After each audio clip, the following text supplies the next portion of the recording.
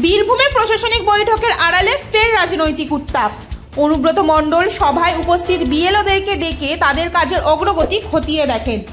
সঙ্গে চলল রাজনৈতিক ভাষণও। কর্মকর্তাদের সঙ্গে পর্যালোচনার পাশাপাশি রাজনৈতিক বার্তায় ভরে এই দিনের বৈঠকের পরিবেশ আরো সরগরম হয়ে ওঠে। কত ভোটার?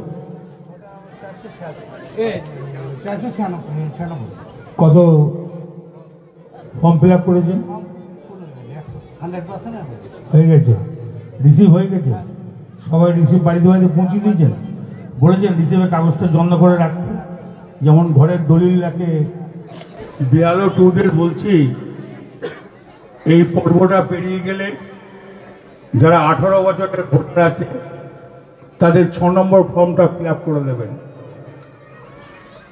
11 তারিখের পর যখন ভোটার লিস্টের নামটা অনেকজন আর থাকবেন না, তখন যেন ভয় পাবেন না। কেন এই কারণেই ভয় পাবেন না, কারণ আমাদের রিসিপ্ট কপি আছে।